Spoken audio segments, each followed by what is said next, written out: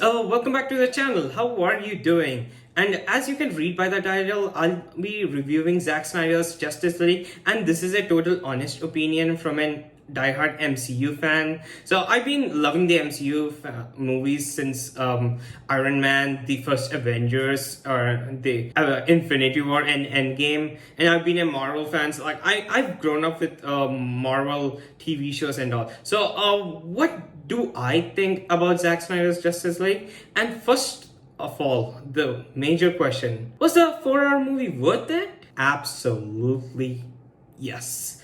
Despite me being an MCU fan, I love this movie, man. I just loved it. The part about the MCU is just it's purely made for entertainment, and they keep most of their stories safe, and they don't try to go for a darker tone and all, and especially from Zack Snyder's direction. Oh my god. First of all, I want to thank all the fans, whoever did this hashtag release the Snyder Cut to promote this movie and make sure it gets released. I never thought this would be released. Hey, heck, first of all, thank you to thank you for Zack Snyder. Thank you to all the fans and the Snyder Army, whoever made this movie done. And I'll be giving my opinion on the movie and tell was it completely worth it. You gotta watch it or not. And this video will be broken down into two parts. One will be the non-spoiler section, and the other will be a spoiler section. So I'll be talking first about the non-spoiler part, and you can see the timeline from where right down over here where the spoiler section starts. So I'll be keeping the link in the description, so this video will be broken down. All right, let's get into the non-spoiler section of the video. What did I think about the movie in general? I thought this movie was a true sequel to Batman v Superman, whereas the Justice League, it was like a cheap version of the Avengers movie or something. And overall, first of all, and I'm gonna say why this Zack Snyder's version is a massive improvement comparing to the Justice League. First of all, they removed all those read and reshoots and those takes. Man, you gotta see this scene. And next, about the positive aspects, the Superman mustache, man, that's completely gone. Like, Reed and Steak was a complete mix of reshoots, and some parts were Snyder's, some parts were reshoots. And when Snyder was shooting the movie at that time, Henry Cavill has like a complete shaved part, but when Whedon was taking that, he had a mustache on and he was like shooting along with the reshoots. But thank God that was gone, man. I was able to like concentrate on the movie more. And then the thing which made this movie so good was the R-rated, the violence, whenever Steppenwolf is on screen slaying Amazon and Atlanteans, and you can see all the blood dripping out of them. That part. We need more Marvel movies to make like this stuff. When are we going R-rated? It's just Deadpool. I think I wish there are more movies in Marvel Cinematic Universe to get an R rating. Hopefully we get one. And the background score whenever Wonder Woman comes on screen, and whenever especially during the climax. Oh my god, the BGM, the score, the original score. Oh my god, that's just mind-blowing. I loved it. One thing I loved about this movie is the character of Cyborg. To be honest, I'm a diehard Batman fan, but when I am so shocked to see Cyborg get a real character arc here, I thought I'm gonna hate Cyborg, but Zack Snyder really knows how to show his movie, how to execute it properly, and boy oh boy, Cyborg is really the heart of the movie. You can feel for him. I mean, the way they showed with his past and those mother box scenes, those were brilliant. One more massive improvement is this movie is 4 hours long, but it did not feel so lengthy. And I like some of the slow motion action scenes which are there. The way Zack Snyder, half of the praise for the movie just goes for the direction. I just love it. The drama between these characters, the chemistry just between these actors, they felt more organic, because you have like more time to develop. When you have like a longer movie, you have more time to develop those characters and those relationships. It was just felt more organic, while as especially like each and every character had their origin completely fleshed out over here, and I loved it. Steppenwolf finally has an arc. Like in this movie, didn't even have a single second of a dull moment. Like not even a single second. I was thoroughly engaged with the story, with the drama. Just it was so beautifully done. Hats off Zack Snyder for that. And this movie is really good for Zack Snyder and his family. I'm happy that the man finally got to finish his work, and it's definitely I just loved it. Will this movie work in a theater? I don't think it will work in a theater because 4 hours is like way too long for like casual audiences to sit. But 3.5 hours would definitely work. But yeah, I can see. But I can definitely see why this movie needed 4 hours. The only complaints I had with the movie, in the negative parts, are like there are a lot of slow motion action scenes. If you're totally fine, there's nothing like that. I just got habituated to like Winter Soldier actions or Captain America, Winter Soldier, this fast type action. But hey, those are different directors. This is Zack Snyder. This guy has his own thing. But I just feel like this role of Superman is basically the same as the original film. He did not get an extended version on this. But hey, there's no mustache CGI on him, so that's much better. So I feel so.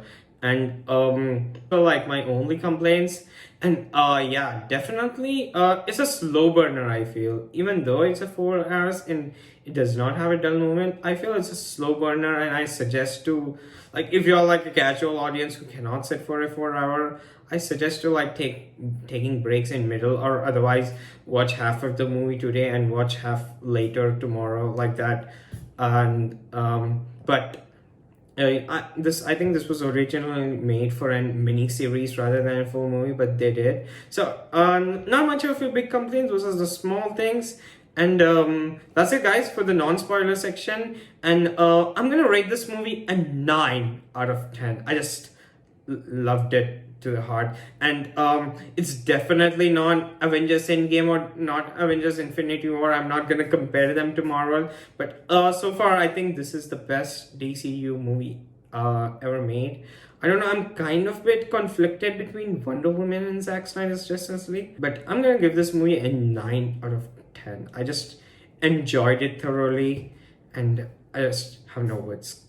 It's a masterpiece of a masterpiece of a direction by Zack Snyder, and all the actors involved and everyone who kept their life for this movie, and all the fans. Hats off to you, man. You guys really deserve the big credits. Okay, guys, if you're subscribed to the channel and if you haven't joined the membership, feel free to join the membership. It will help the channel out financially, and you'll be able to access some awesome perks. So don't forget to check out the membership perks and see if you're interested in, then do join. It will personally mean a lot to me. All right, coming to the spoiler section of the movie.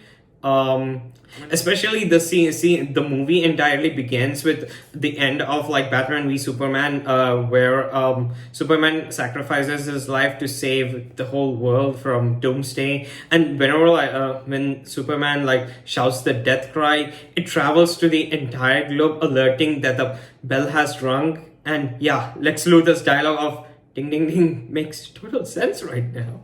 Definitely, that wasn't even there in the Justice League. And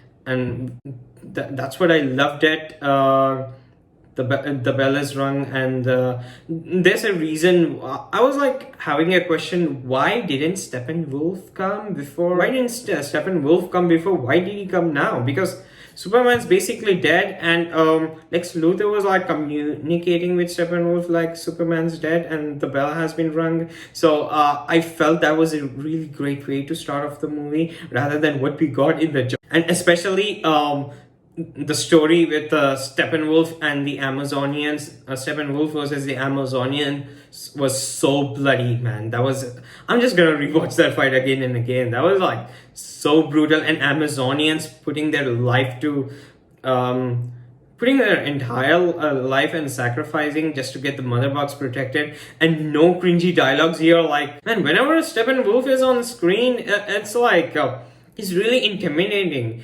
Yeah, he's not the best villain ever, even in the Zack Snyder version, but he's definitely went from the worst to like at least above average villain in the DCU. I mean, he has a purpose. He has something he wants to do. Like, every character in this movie has a purpose.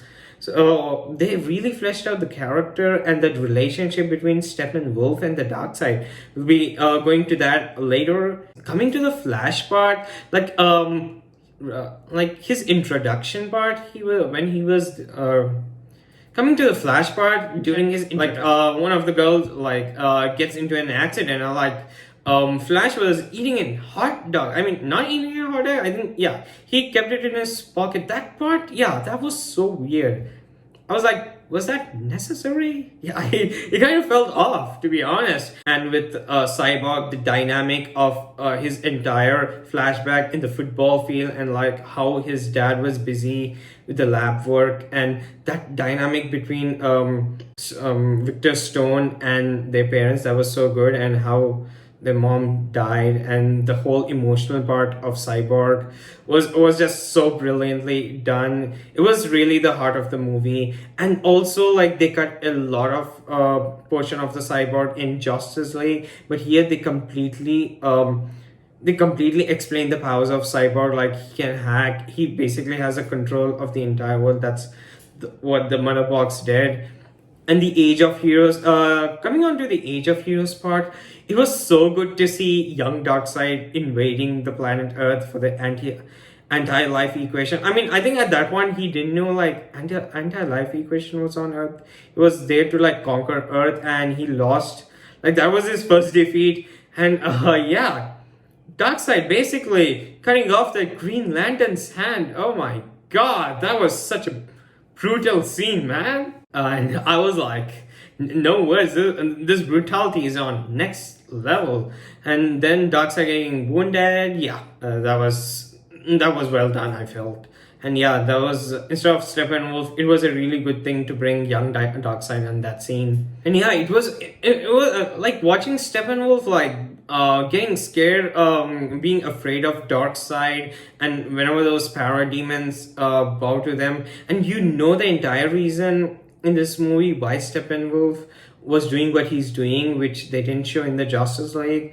Like, Steppenwolf was basically betrayed Darkseid, and he was in debt of like 50,000 worlds, and Darkseid thinks Steppenwolf failed him. And it made me feel for Steppenwolf at that second. Like, the first Justice League movie, like, it didn't even make me feel anything for Steppenwolf at all. I was like, the entire part was good. It was well done. Hats off. That entire part was well done. And then coming on to the first fight between the Justice League and Steppenwolf, that one, yeah, basically I feel the action scenes are basically the same, but it is way better. It was way better choreographed. It was the color grading, I felt it was perfect. It was organic. And they removed all the unnecessary dialogues, unnecessary jokes which felt flat from the movie. That's basically, I think that's where the whole Whedon cut added, I feel. So as Snyder said, he won't be using one footage of Whedon's cut. So I think all those flat-line jokes were from Whedon. And Aquaman shows up, yeah, basically that scene over again. And then here's what I love about it. They finally explained why Superman needs to be resurrected. And then the entire power behind the Mother Box, they just, in the old movie, like in the Justice League movie, they just, as you can see, Steppenwolf and Darkseid, they were afraid of Kryptonians, and they didn't invade when Kryptonian was there. It made total sense that when Victor was brought back to life, there was still Superman. But at that time, when the Mother Box woke, they didn't come. But when Superman died, his bell was rung, and at that time they came. And that felt much of a needed explanation. And there was an and then Superman gets resurrected, and then there's an extended fight scene of Justice League versus Superman. And yeah, I forgot one thing. Cyborg sees basically the future of like the Kryptonian ship was like saying not to like proceed with this charge, but he proceeded with it. And you can see a glimpse of Darkseid, and you can see dead Wonder Woman, dead Aquaman.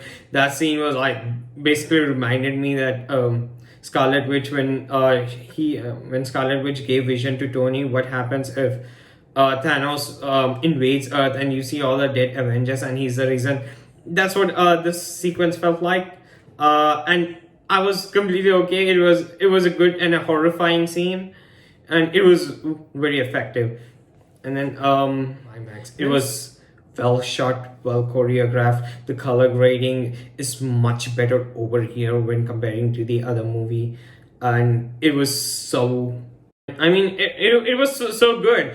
One thing I loved about a character in this scene was Flash. My God, where were the Flash? And one thing I loved about everything, the background score in the climax and Superman wearing that black suit, it was such a big elevation for the character, and I really loved it to the end. And so here's the thing. Actually, Steppenwolf and Darkseid win for 1 millisecond, I guess. And at that time, Flash breaks the speed of light and the rule, and he reverses time. That part, finally, Flash got to do something rather than just pushing those Russian family.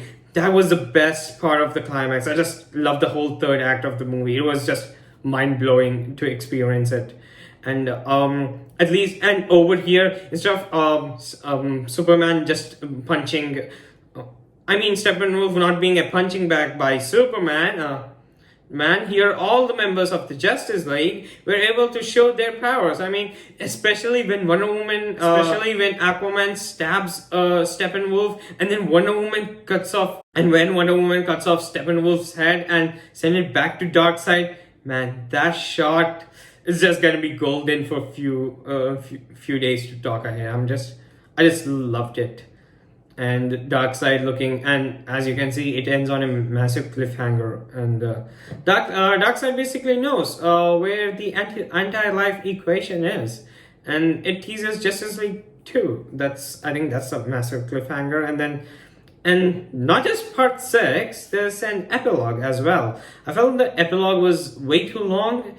And this is where the nightmare sequence come in, where you meet Joker, where Batman meets Joker in a post-apocalyptic world where Superman and Darkseid rule. And they said, I think Joker was saying something about alternate timelines. I think they tried to reverse all the timelines back and forth, and they might have created alternate timelines. I think that's what Joker is referring to, and Barry Allen coming in Batman versus Superman, trying to warn Lewis is the key, makes more sense in this nightmare scene, and it was well thought connection. And you basically see the post-credit scene of Lex Luthor. I mean, it's not in the post-credit scene; it's a part of the movie where Lex Luthor escapes and Lex Luthor reveals who Batman is to Deathstroke. That was not there in Justice League, but here it's there. And big surprise, Martian Manhunter. I completely forgot about talking about him. So the Martha Kent you're watching, as you saw, talking to Lois Lane, was actually Martian Manhunter, and that's Senator. And this character right over here was actually Martian Manhunter. I don't have much of an idea about Martian Manhunter, but at least I heard of it. I'm more of sticking to the core parts of the DC. I didn't go complete deep. I didn't grow up with these cartoons. I was more into Marvel, but at least I have a basic idea who these characters are. I want to see more of these movies. I want to see I'm gonna trend hashtag restore Snyder Cut or restore the Snyderverse, whatever it's gonna trend on 25th March. I'm gonna support this director. I just want to see the whole Justice League Part 2 and Part 3. I'm excited. After I saw this Justice League movie, I'm like, why didn't this movie release in 2017? What the hell was WB thinking? Anyways, that's all for the review, guys. Hope you enjoyed my honest opinion. And I feel, guys, whoever you are, whether you're a Marvel fan or a DC fan, please do not compare these movies. DC's. I feel DC must be dark. It's needed. It's the way their drama is handled. I feel it is good in its own right. Do not compare with with Marvel. Marvel is Marvel. DC is DC, and I support with. Thank you for watching, guys. Hope you enjoyed this video. Take care. Bye bye.